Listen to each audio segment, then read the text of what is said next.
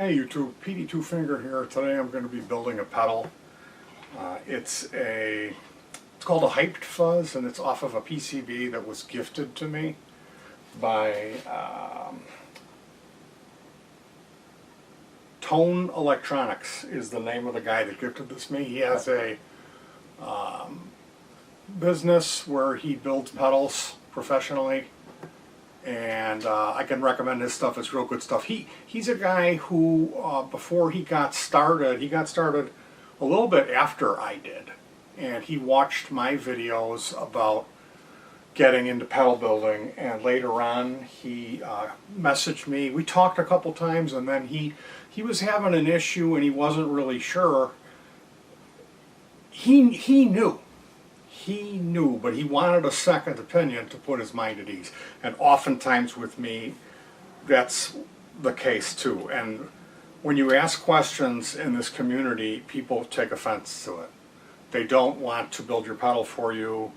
They're usually selling stuff, so it's a big deal for them. I tried to answer as honestly as I could. And I wasn't really able to be helpful because all the answers that I gave him, he already knew and had already tried. So through that conversation, he came out and said, "Hey, we've know each other before. I know who you are, and I love your work on, or I've learned some things that helped me out. Specifically, the use of flux, pace flux, is something that I always go on and on about."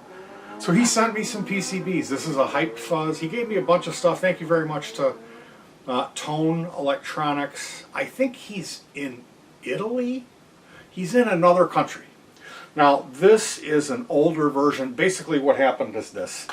We put together what's called a BOM, and that's, we'll write up, what's that? I don't know which one that's for. Oh yeah, that's fine. So the BOM is the bill of materials, and this is a really nicely done BOM that my wife did on the computer. So it's a bill of materials that is clearly listed of all the components that you're going to need. This is for the Leica, the Sputnik germanium fuzz.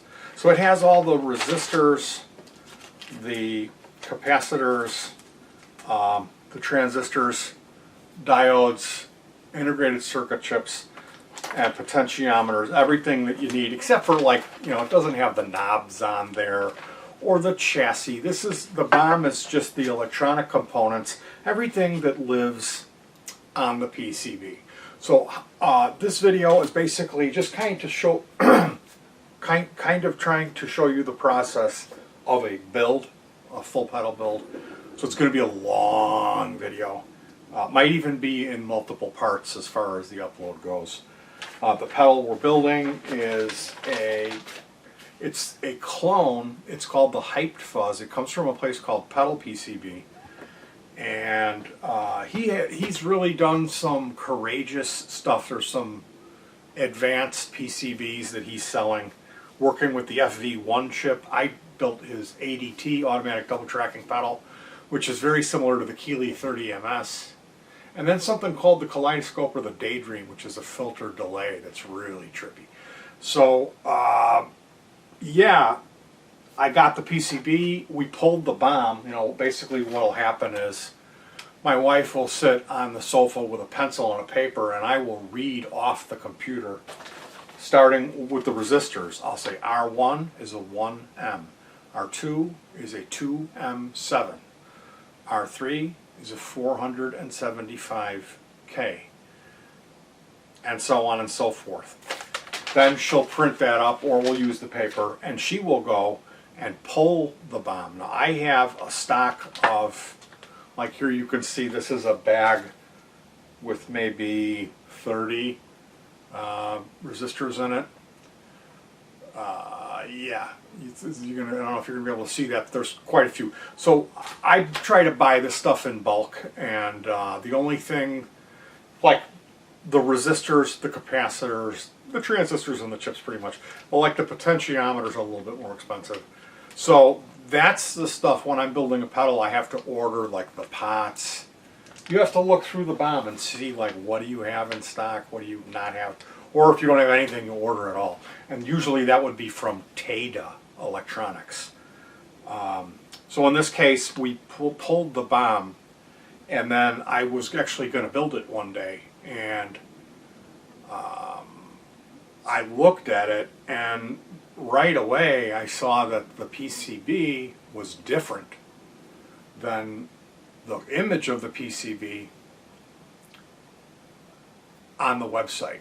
So I contacted him and I said, look, there's no version number on this, but there is a number on the back of it. There's a code number, 87035900999 VIP. And he said, oh, yeah, you've got the old version of that.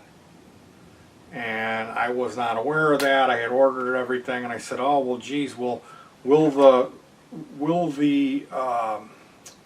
potentiometers line up and fit in this chassis? Because on the other board, it's a little different, and I'm not sure about the spacing. He said, oh, it'll be a little millimeter off. You could probably bend or adjust it to get it to fit. And he said, as far as the parts go, well, there is a difference in that. And he did not send me the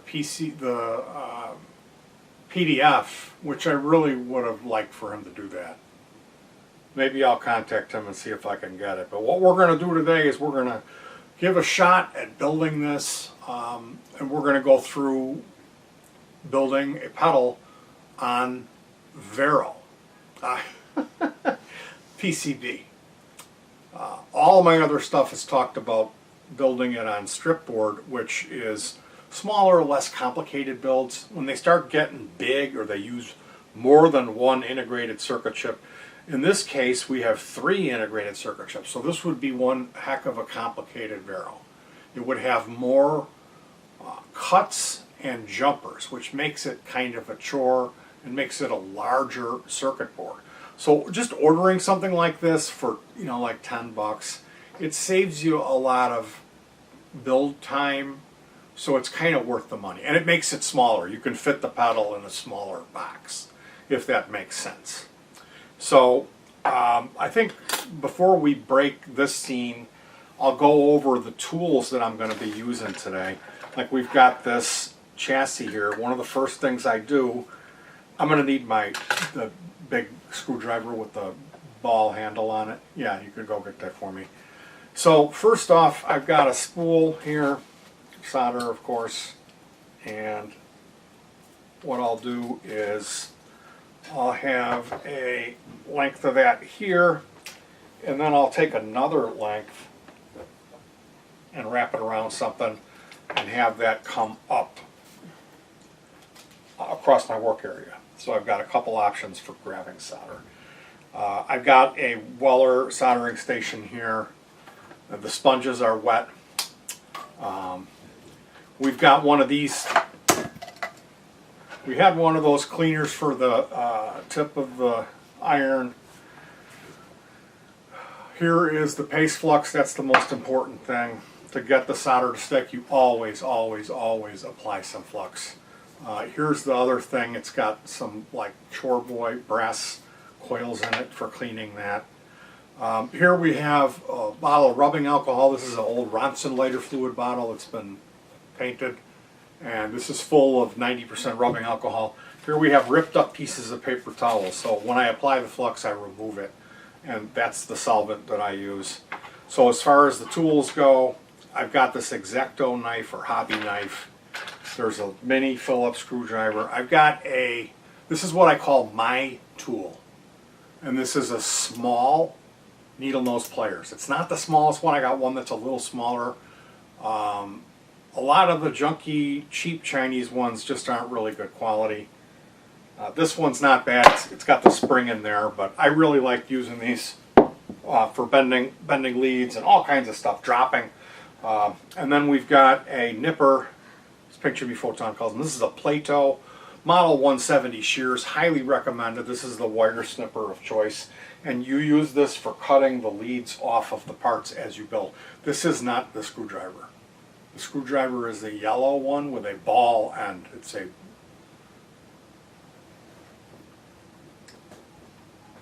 So yeah, these are the nippers that I like to use. The outtakes here.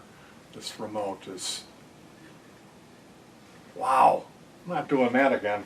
So yeah, just a few tools, the fewer the better. You really don't want to clutter your work area.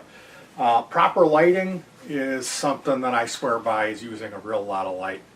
I've got a couple of flexi lights here that move around.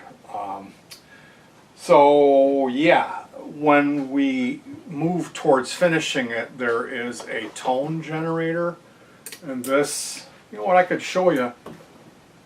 You're going to need a couple of patch cables. You know, some guys will build a Beavis board, which I have one here. There's my Beavis board.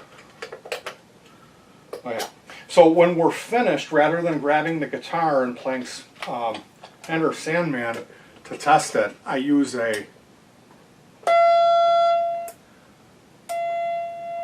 tone generator. This is called R.G. Keen, is the guy who made it. R.G. Keen's Quick and Dirty Test Oscillator.